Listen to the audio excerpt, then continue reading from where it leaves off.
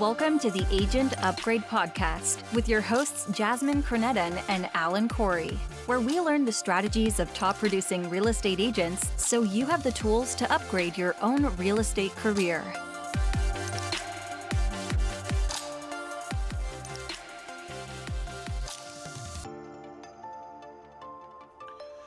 We have a wonderful episode. Two of the nicest people that you'll ever meet in our line of business, Joe and Amber Goodwin, young couple, young in that they're young in real estate experience too, and they are putting up some big numbers here in the Atlanta area. EXP agents, and they're fun people. Like you want them to succeed because they're just enjoyable people, and they got enjoyable social media. And if you get to know them, they're like the mayor. They know everyone in town. They do. We got to spend some time with them, just one-on-one. My husband and I, we were at a baseball game with them, and it was just like the whole evening was literally just like people, like random people walking up to us, like in the stands, like, "Oh my God, hey, Joe and Amber." I was like, does this ever stop? Like they're just genuinely, they have like this magnetism, this attractiveness, not in a physical sense, but just like people just want to be around them. And I think it's because they are just really good at just, they're very joyful and outgoing, and you can really tell that they're like totally living their best life. Right. They love this it's totally infectious, and it's just, and they're always joking, always cutting up, doing what they love to do. And so I'm super excited that we have them on the show. You guys get to kind of look behind a curtain a little bit and see, and maybe dream a little bit about, about that kind of a life. And if people tell you in the real estate world, get out there and hustle, you're going to learn what that means in this episode.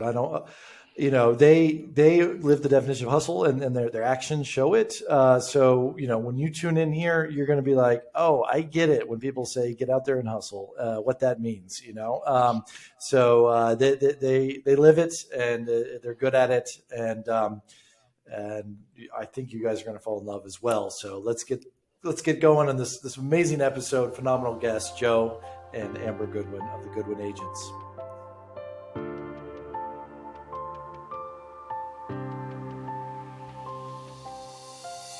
All right. We're super excited to have you guys on our show. Today, we are chatting with Amber and Joe Goodwin. They are amazing real estate agents here in Atlanta with EXP. And I absolutely love you guys because you are both so much fun, so much energy, so much excitement. I just love being with you. And I think that is probably exactly why your clients love you as well. Well, thank you. That's very high praise. And thanks for having us. We're huge fans of the podcast. Yeah, and, awesome. Listen to every episode. Well, this is great to have you guys because you guys are fairly new agents, and you quickly made an impact here in the Atlanta market. How long have you guys been realtors? Summer of 2018 is when we started, July of 2018. Yeah, so 3 years in, and How did you spend that first year to kind of grow your business? Well, the first year I came from a corporate background, and I was used to having a job my whole life and not really owning my own business, which became our own business. But it started off with just me, and I was watching YouTube videos at the office, me and Alan's office, Keller Knapp Realty in Oakhurst, and I was just watching videos on real estate and trying to learn that way. Yeah. We did a lot of calls and getting together with other agents and learning the ropes and just figuring out all the steps of what he had to do. And then I came on and he taught me. Well, you guys learn quick. Joe, do you remember how we met for the first time? Yeah, I absolutely do. It was actually my first week in real estate. You might have been the first realtor I met. I went to the office my first week and printed out a couple hundred flyers on why it's important to have a realtor and what realtors do. And I went and door knocked a couple hundred houses around the office. One of them just so happened to be yours. And without knowing who you were, I knocked on your door and let you know that if you ever wanted to buy or sell real estate or doing any investing, that I was a realtor that could help you along and help you figure out the process. So yeah, that was great. I loved the hustle. I love seeing that because a lot of people, you hear that advice, but how many people actually follow through with it? And to see that you are out there knocking doors and try to sell my own house. You're a persuasive salesman, Joe. You almost convinced me to sell my house. You almost got the listing, huh? I love it. That's brilliant. That's brilliant. But I feel like you guys, one of the things that I have noticed is that you guys you guys are really, really well connected. You have a lot of people. Like we were at a baseball game not that long ago, and literally we walked down the street and we met like 5-6 people that you guys knew. I'm like, we're like not even in our part of town. Like the baseball field is like way out of town. I'm like, everybody knows Joe and Amber. This is crazy. I felt like I was like, I'm totally hanging out with rock stars here. I fell in love with Alan Corey because he actually has a lot of my sphere is baseball related. I'm huge into Atlanta Braves baseball, and Alan made a video and put it on YouTube a few years back. I think it was back when you were in New York, but it's basically about why do teams have bullpens or why do they have starting pitchers? They can just sub in and out a whole bunch of people instead of having a starting pitcher every fifth day. And I got to say I'm clairvoyant because that's how they play the Baseball World Series now. It's just no one pitches more than 2 innings. Absolutely. Yeah. Kind of crazy. Yeah. So was this one of your opinionated rants, Alan, or what are you talking about here? I filmed a TV pilot called Shut Up, Alan, where I come up with crazy sports, conspiracies or advice or loopholes, to kind of win at different types of sports. So my baseball one was, the highest paid player on your team is a starting pitcher, but that pitcher plays every 5 games. Like, why would you not want your highest paid players to play every single game to have a higher chance of winning? So I say, but invest all those dollars in relief pitchers, get rid of all your starting pitchers. At least then your players can play every single game, which is what they don't do during the regular season, but it becomes a whole different ball game in the playoffs. And that's exactly what they do, which is sort of a new trend. But I recorded this video when I was young and handsome about 15 years ago. So if you find it on YouTube, you can't even recognize it's me. But it didn't get picked up anywhere. It got some interest, but it was fun. But I remember sharing that with Joe and learning your baseball background as well. But, so at the baseball game, one thing that Amber taught me, because I'm not from this country. Okay, give me a break. I did not grow up watching baseball. Amber was teaching me the rules of baseball while we were watching the game. But what she told me is that, like, even really, really good baseball players will miss, what did you say, like 70% of the time? And so then we very quickly compare that to, like, how would you feel if 70% of your contracts fell apart? Right. Yeah, that would be tough. But it might be a good way to spin it on its head. Like if you're cold calling people or door knocking, batting 300, which is 3, 3, it's the same percentages, 30%. That's pretty good. You're going to be the best door knocker or the best cold caller, just like you'd be one of the best baseball players if you could bat 300. Yeah, that's cool stuff. But I didn't know how much math was involved in baseball. I mean, Joe's a big numbers guy and statistics guy and math guy, and I had no idea like how much baseball used math, just in general. It's really interesting, actually. There's a lot of parallels to that in real estate because, we can take it back to what we were just talking about, knocking on Alan's door as a first week agent, it felt like a loss at the time. I knocked on it and he was one of my coworkers that worked for the same brokerage as me. And it felt like a loss because I'm an idiot because I'm knocking on this guy's door and not knowing that he's, one of the heavy producers in Atlanta. But it wasn't actually a loss in the long term because, it's a thing where we've done several deals with each other now. And, like Jasmine said, having connections and being connected, it's more than just knocking on someone's door. It's just having a conversation, and then you never know where that's going to go later on down the road.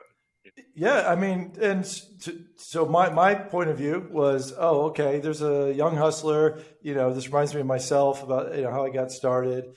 Then when I had an open house in the neighborhood, I needed some help running an open house. And of course, who am I going to think of? I'm going to think of the hustler who's knocking on doors in my neighborhood, and say, hey, you want to help me out? Because that's the guy I want helping me, And so we did exactly that down the street. I did get a listing, and I said, hey, Joe, you want to help me with the open house? And you were eager to do it. And we have a good story from that as well. That's actually a whole nother story right there. That was our first faux pas story. So, like I said, it felt like a loss knocking on the door at the time and meeting Alan that way, but it led to an open house, if not that weekend, in the near future. And he said, hey, Joe, do you want to do this? And of course, I jumped at the chance. And since I had already been out knocking on a whole bunch of doors, I printed out a couple hundred more flyers. No, it wasn't a couple hundred. It was exactly 100. And I wanted to door knock the 100 closest doors to that house that was doing the open house. And so what I did is, I remember it was a Friday night. I went out and got all of the statistics for the house, square footage, bedroom, bathroom, all of that, and door knocked 100 closest houses to the property, just to get a call later on that evening from Alan saying, did you just door knock? I'm getting some calls from people saying that you door knocked, saying it was a 3-2, 3-bedroom, 2-bath house, and it's actually a 4-3. And I believe I had the wrong square footage in there too. I think Alan's phone was blowing up that night. We were you got embarrassed. Had a heart attack. We were like, what? How did we screw this up? What did we do wrong? But same night, I went back to the office, printed out 100 new flyers with the correct information. It turned out that they had renovated recently, and the tax record did not reflect that I had pulled from.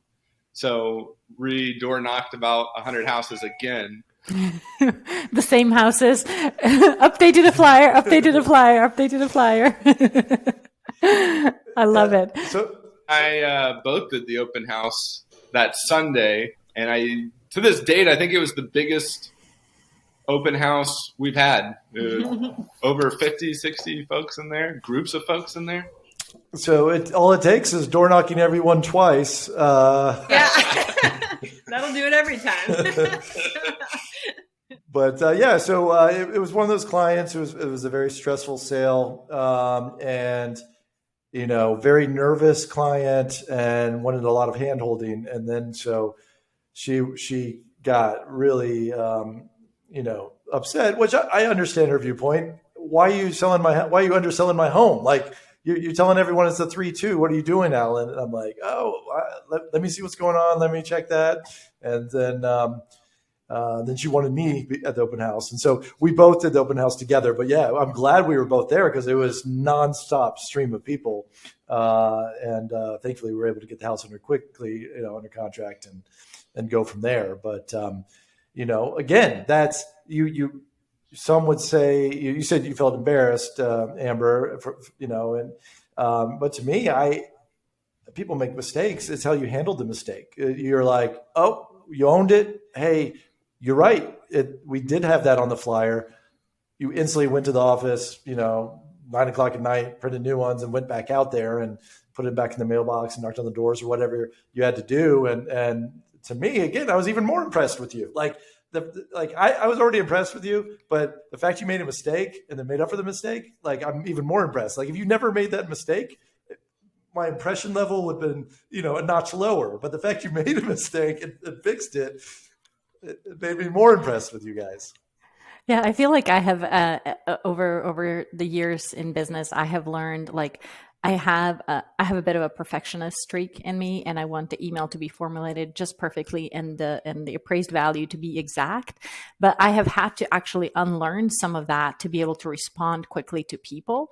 And then I know with that comes that I will say, instead of the appraised value is 475, I'll say the appraised value is 464. Like I'll make a mistake, but I would much rather get answers fast to the clients, even if I'm sorry, I meant to say no, this is what I meant, but I can correct it quickly, as opposed to like sitting there, noodling it to death, making it perfect, thinking about making the phone call, or thinking about door knocking for days before doing it. You know what I mean? So I feel like it's really important. Like actually the fact that you got out there and you did it is way more important than that the information was 100% accurate, because you can fix it. It's like, okay, sorry, I made a mistake. I was putting my kid to sleep and I wanted to tell you that, this thing came in at value or whatever. Right. So I think people forgive you, more so. And I mean, speaking of door knocking, dude, guys, like people have call reluctance. You guys are like out there knocking. That's like a whole another level. Sure. Call reluctance is real. But door knocking reluctance, I don't know that I would dare go knock on people's doors. So, that's freaking amazing. So tell me a little bit about this. Is this something you still do? Is it something you just did in the beginning? What's your take on door knocking? I'd say towards the beginning, probably done about 500 door knocks in total. So it was something we did towards the beginning. A lot more, yeah. Definitely a lot more than we do now. It kind of morphed a little bit into calling. It's a little bit more efficient to call. You guys had another caller on here, Skylar the Dialer. So yeah. A lot of it is time restraints. Door knocking takes a lot of time. Like it takes hours of your day. And if you're out showing houses, or you're, on the computer trying to get your paperwork in and to the closing attorney, all the things that you got to do, it's just like it piles up after a while. So that's also part of why we became a team, is just so that we had more time to do those things separate too. Because Joe still loves to go out and go, see the people and go to the houses and do. I mean, I do too, but like he's really into that part of it, where I'm more of the paper pusher. I'm in the background doing a lot of the contract work and everything. So, yeah. I mean, if for a new agent, it's great because first you got to get your face out there, you got to get your name out there, and you have nothing but time as a new agent. So a lot of that works. And it's worth recognizing not every agent is comfortable knocking on doors based on possibly their background or the neighborhood. But, if you find yourself in a position that you're comfortable doing that, you could have great results quickly, kind of like you guys did. And it led to, I believe, your first open house. Is that right, Joe? What was the one we did together? Was that the first open house you hosted? I believe it was. So. Yeah. There was... I couldn't believe the amount of traffic that we had coming through there. And we had a sign-in sheet where a bunch of people were coming in and signing in. And,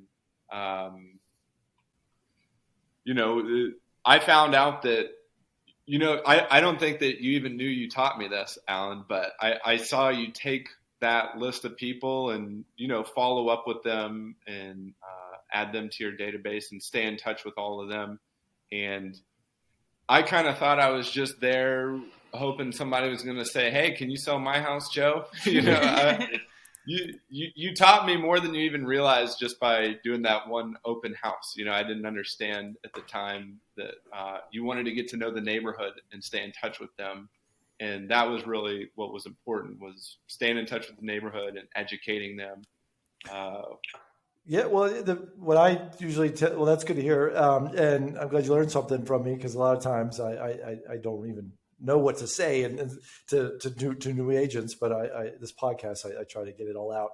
But the way I look at it, and I don't necessarily tell my clients this, but an open house is not really to sell your home, because the person you're really going to sell your home probably with someone who has a real estate agent, and they're not going to wait for the open house, at least in the market that we've been in for the last few years.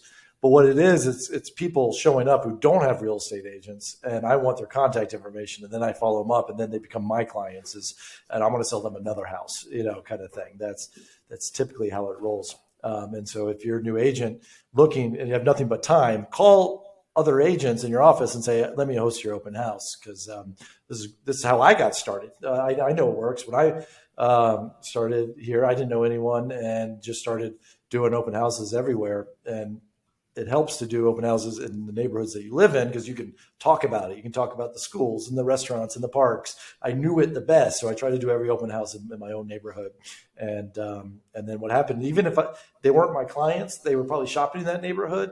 Then I ran into them later, whether they used another real estate agent or not. But now they know me as a neighborhood guy and a neighborhood ally, and they'll start recommending me to other people. Like, oh, Alan knows everyone, in this neighborhood. And then once you do that, then you start branching out to the next neighborhood over, kind of thing. But you guys, the Goodwin team does a good job, and so it's always been great. We kind of have the same issue too with that, like. Whenever we go out with our friends, we just like with Jasmine at the game, we run into people we know all the time, and we're always like, "Oh, hey, so and so," or "Hey, Alan," And our friends are always like, "How do you know everyone? You know everyone?" And we're like, "No, it's just a few, a few people." But like, really, every time we go out, we run into people we know now, and it's just like it does kind of look like we know everyone, which is.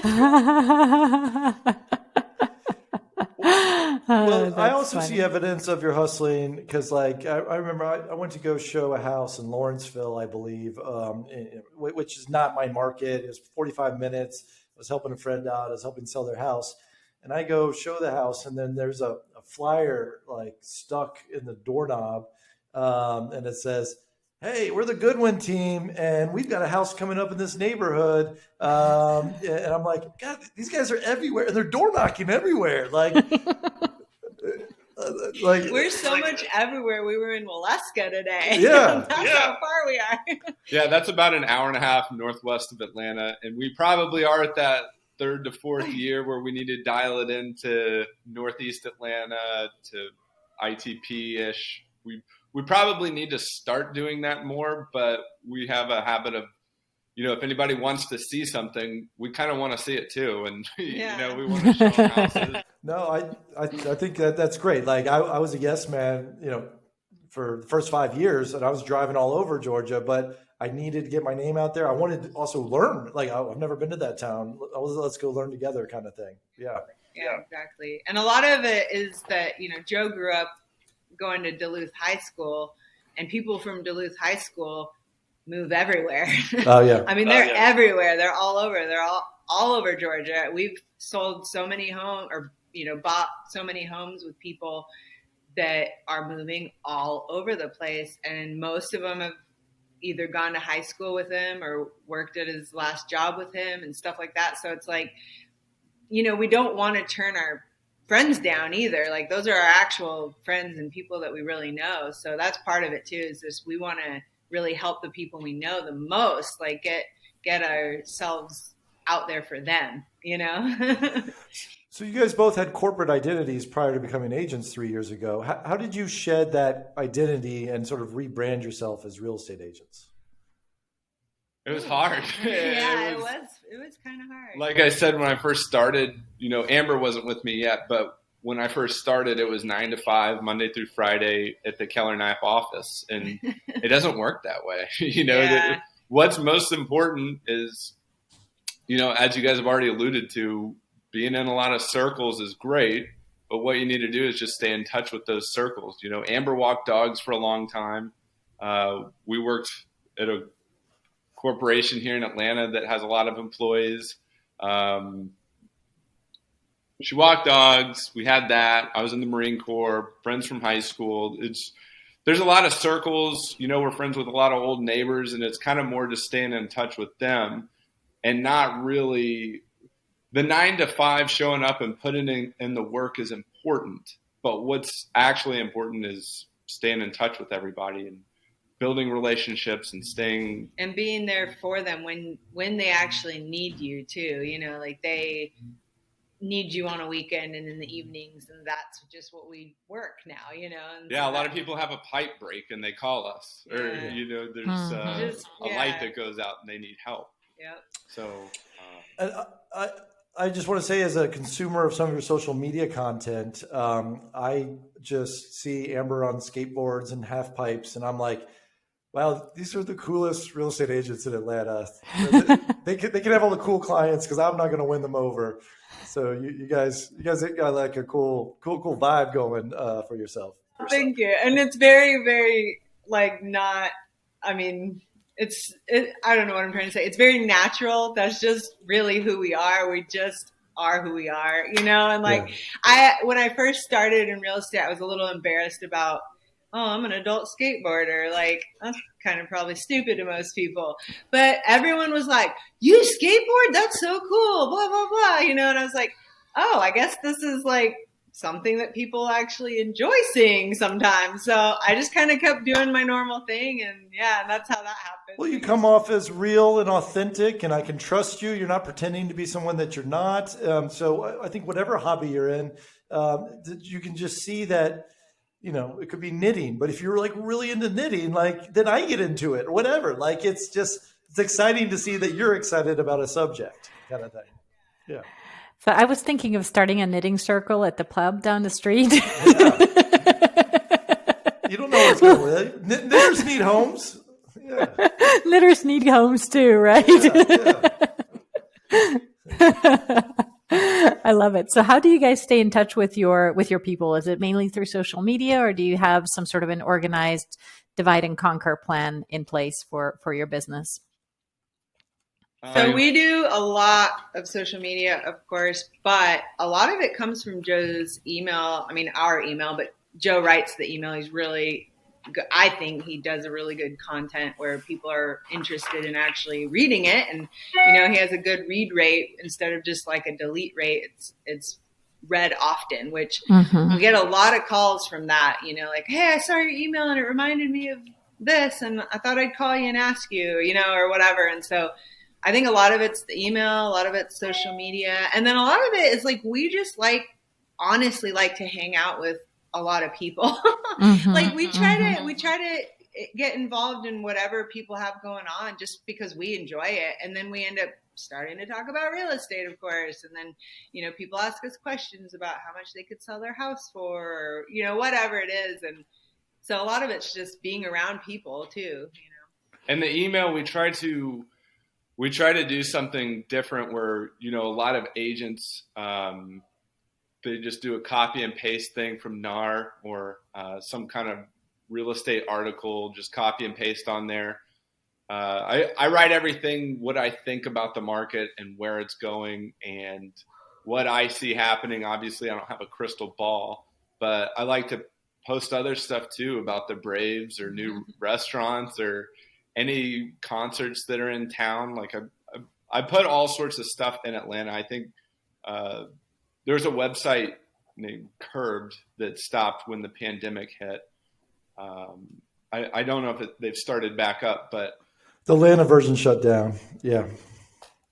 I liked how they had a lot of different things in there. And so I try to model some stuff off of that a little bit, but I try to take our take on the market and whatever we're seeing out when we're showing properties, how to win highest and best, and how to pick the best loan officer. A lot of that. Hint, she's on this podcast. I want to give you a history lesson. I was one of the original contributors to Curbed in New York when Lockhart Steele launched it back in 2006. He was always looking for content. And so I sent him like 3 articles a day to get him started because I was like, this is the article. These are the real estate articles I read today. And he like put them up there. And then I was like, that's what I craved as a realtor, real estate guy. It's like, I want to know what's going on. And so it was great to see that start spreading to other cities, but then it got sold and now it's, I think, not even around, but or at least maybe in some cities it is, but that's my favorite website. And then I would take content from that and do exactly what you did, is sort of repurpose it. Hey, here's an article I read, and then and you don't just copy and paste the article. These are my opinions on the article that I read on Curbed or whatever your local, So that's how you go about creating like your own unique content, then, is kind of seeing what's out there and then just putting your version of it into your newsletters. Would you say that's how, or how often do you send out the newsletter? Once a month, or it's twice a month? And, nice. Mm-hmm. Yeah, it's just whatever I'm seeing in the market. Sometimes if there's a few different good investment properties out there, I have one segment called the bargain bin. Oh, nice. I like that. It's not necessarily inexpensive homes, but it's at the lower end of those particular neighborhoods and would be good as an investment. Mm-hmm. I do a book of the month club, had House Fire in there. Oh, right. Your sales went up, Alan, right? Yeah, All of a sudden there was like 80 requests on Amazon for your book. Joe, you didn't do any out to a lot of our friends too. I mean, it's actually what got us really, really interested in investing finally for ourselves. And when we did that just in October, we got our first investment property. So that's awesome. So thank you, Alan. Sure. Well, did you guys go door knocking to pitch my book? No, we do one better. We give it to all of our clients. Oh. And so that gets even more repeat business. The best business are the referrals that you get either as a realtor or a loan officer. But when you spread out the investing books and show the strength of what investing in real estate can do for your portfolio, it does amazing things for your clients, and they want to get involved. And whether they want to start a small fire or a bonfire, it's a good way to get started. Yeah, I love that. Well, I have a personal love for realtors who buy their own property to start with. I mean, obviously you have to afford it to get there, but you learn so much purchasing your own property. And I would imagine you now that you've bought some investment property too, and you guys do Airbnbs, and you learn even more. And do you find that naturally attracts new investors to you or other folks to want to replicate in your steps? We've actually had numerous friends, get in contact with us and say, hey, next time you find one of those, call us because we want to be a part of it, And so we have some people that are kind of lining up, waiting for their chance now, because I think when they know somebody personally that does it, it helps them not be so scared. Right. A lot of people are really just afraid to throw in the money and put money into something that they're not so sure about doing because they've never done one before. Right. And it's scary to a lot of people. A lot of people are into stocks and,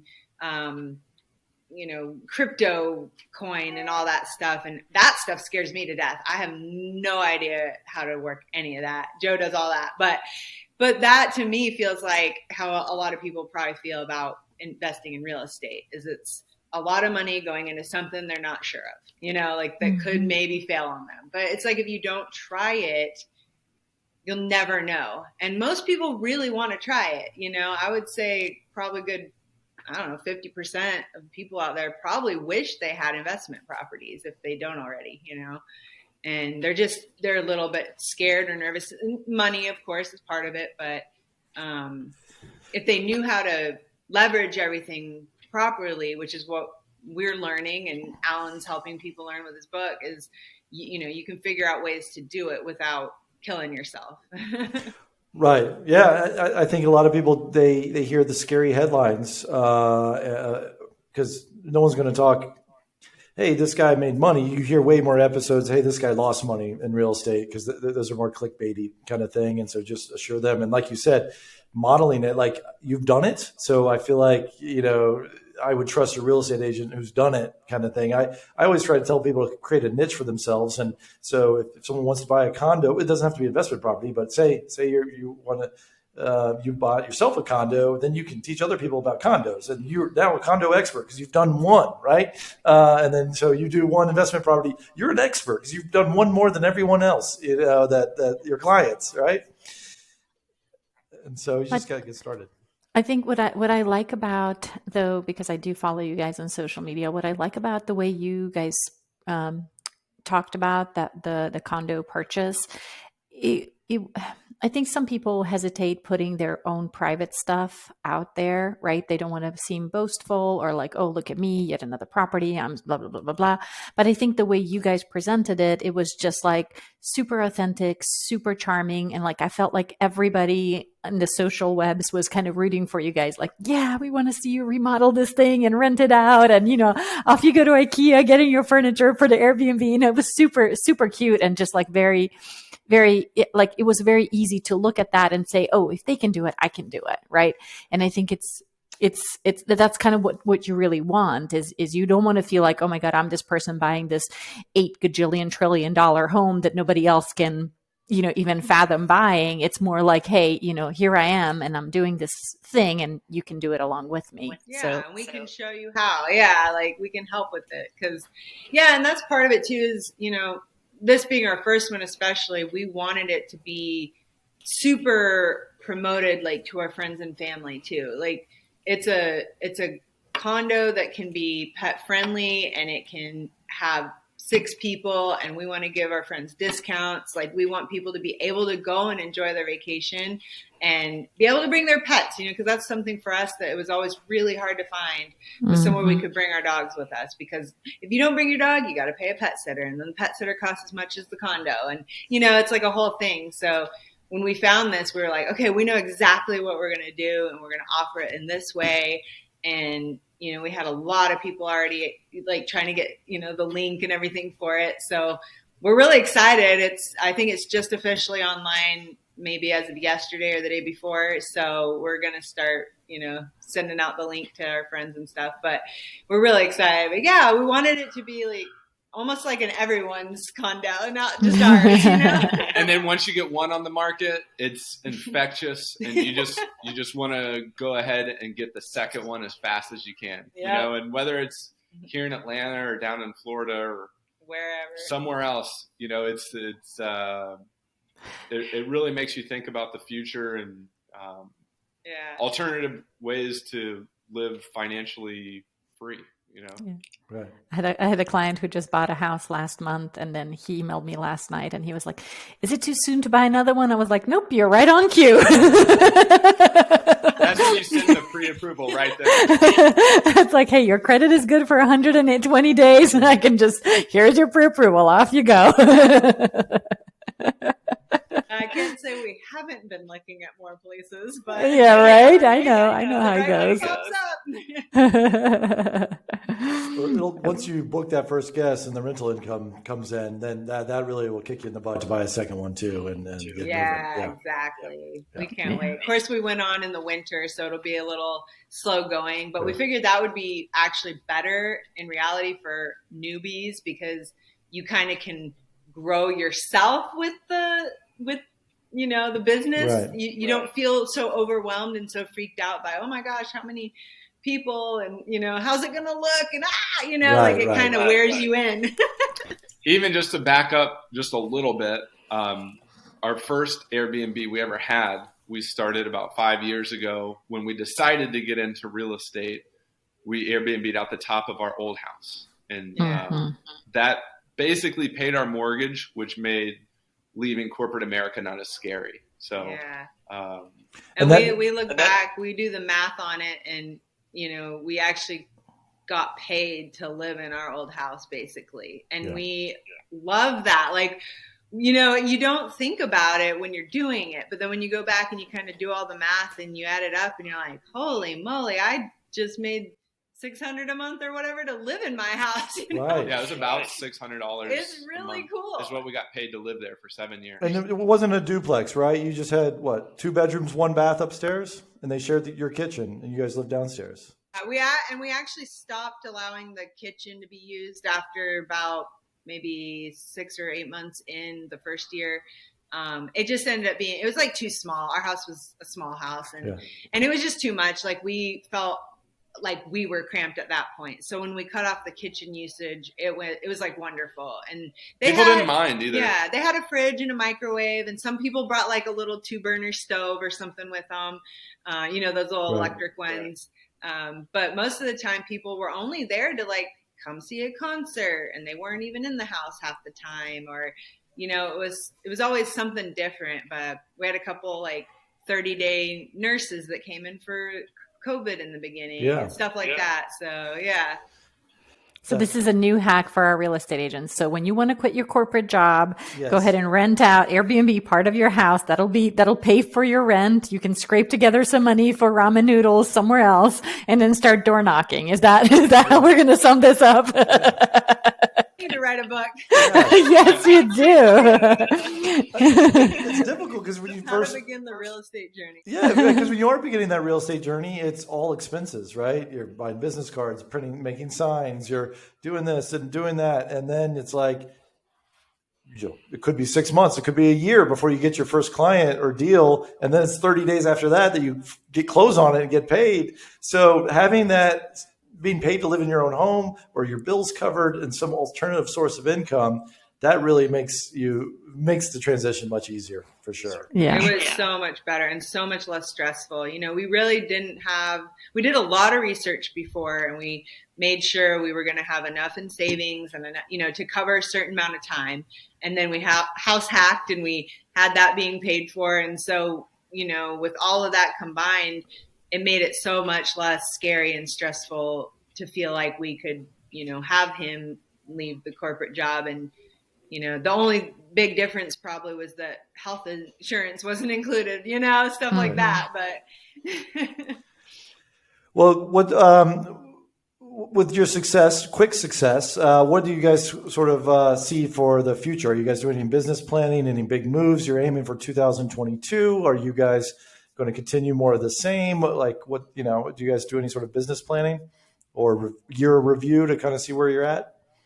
We haven't set our 2022 goals yet. We've been kind of looking at our 2021, and we are going to have a volume goal and a transaction goal.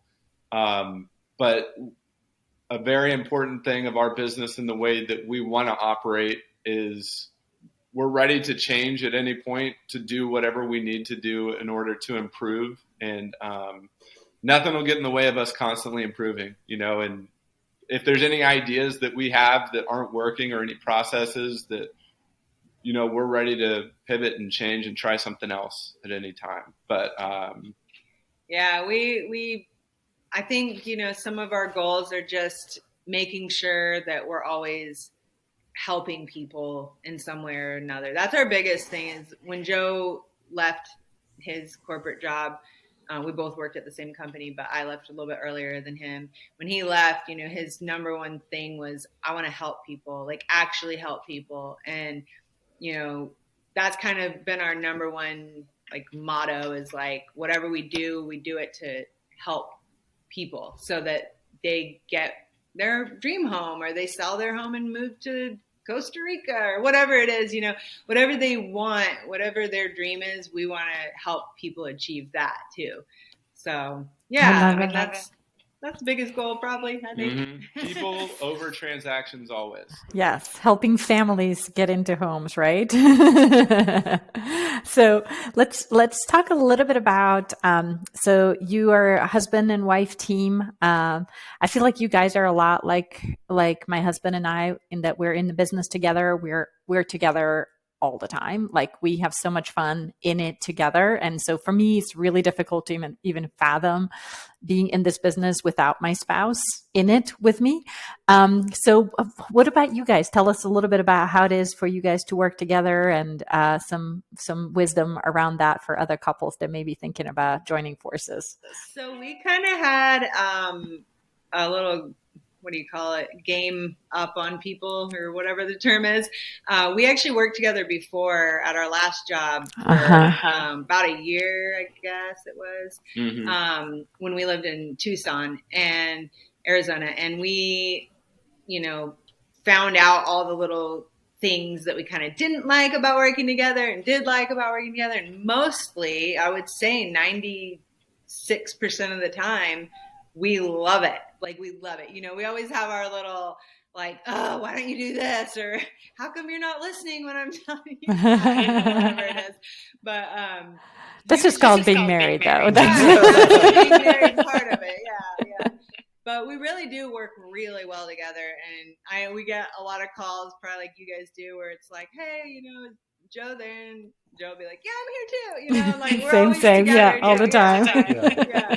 But we love it. I mean, we you know, drive up to Alaska, and most people would be like, oh, I got to drive an hour and a half to work. And we're like, we get to listen to music together and like, you know, talk about our day or whatever. And so to us, it's fun. Yeah. I feel like with two people, it's like, it's so much more impactful and productive than you would ever imagine. You know, we go out and we look at houses, and then as we're turning in a neighborhood, you know, a buyer will say, hey, what about that one? And then while Amber's showing the house that we made the appointment for, I'm calling the listing agent on the other one to see if we can get in there. And then most of the times we can. Or, you know, in between cruising around to different showings, I'll be writing up an offer on one, and, you know, we're going to see, look at a different one while she's driving. So, and do you feel like you can get done is crazy. Do you feel like you guys have kind of each established, like, you know, like anytime there is contract questions, you know, that kind of, do you guys already have like divide and conquer mentality? Like, this is what she mostly does. For the most part. I do probably the majority of all of the contract work and paperwork and all of that. And then Joe does most of the like vocal part, I guess, like the phone calls and the emails, negotiating and setting up showings. And I do it too. I mean, we both do it. The other one's job. Right. You can. Right. But like we kind of have set it that way on purpose because it's less confusing too. You know, if you get too many people working on the same thing, and we've had this experience with a couple of clients where it's like they have like, you know, 3 or 4 other people, and we just want to make sure that everyone's keeping everything straight. And so we just kind of separate ourselves in those two aspects just to be like very clear for everybody. Like, do you feel like you do some sort of a handoff? Like Joe, like once the contract is written, do you say like, hey, Amber is going to be the one kind of staying on top of earnest money, all that kind of, do you do an official handoff between the two of you, or is it more just organic? We both stay pretty involved through the most part, but Amber does do most of that. Usually when Joe gets done kind of on the calling side or the talking to them side of it, he'll make like a group thread, like a text thread. And then that's where he'll like say, okay, here's Amber's number. She'll be the ones doing the one doing all the contracts and, you know, this and this and this. And then they'll be like, oh, okay, great. Thank you. But it's also really important to me that even though she's in control at that point, that they feel comfortable to call either one of us at any time. Because the thing that scares us most is if there's a first-time buyer and they're sitting at home wondering about this or worrying about this, or did we talk about this in the inspection report, or did this come up, or am I going to get – we would rather just have the 5-minute phone call and iron it all out and make sure that they're comfortable. Yeah. And I'm the more like type A person. So I'm the one that's like, did you reply to this person? Did you reply to that person? Okay, if you didn't, then I will. And I'm like always like, I reply like immediately on most things because I'm like, if we don't do it now, we won't do it, you know? I know that feeling. So what do you guys do when you travel and go on vacation? Like, does how do you take care of being out of town, that you're a married couple and you're, I assume, traveling together out of town? Yeah.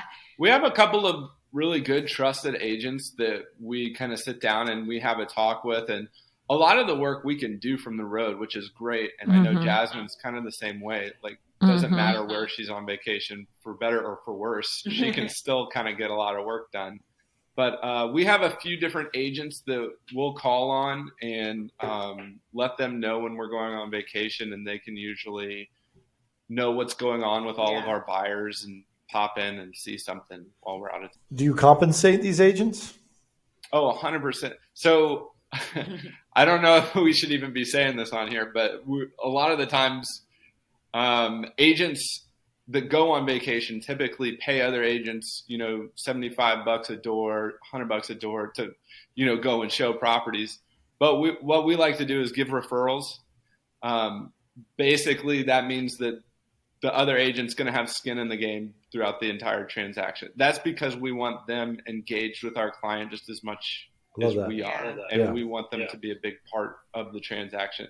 It all goes back to people over transactions always. Just that's not negotiable. And if you get somebody that's better off to help your client right now, then it's okay to swallow your pride and say that's what we need to do right now because we need to get this person this home. Yeah. Well, guys, this has been wonderful. You guys have been skyrocketing for 3 straight years, so I don't know if you're ever going to, plateau, but keep up the good work. No. It's just going to be more and more people that want to get in on the fun with you guys. I hope so. Well, we have a really good time doing it, and we enjoy it. Like, we literally love our job, so It shows. Yeah, and I didn't want to tell you, but I moved about a month ago. I'm just waiting for one of you guys to come knocking on my door. So dang it, we need to get working. You're gonna knock at midnight tonight. You're like, yo, Joe. Maybe I can get Sadia to sell. Yeah, right. Yeah. Trying to convince my wife to list a home instead of me.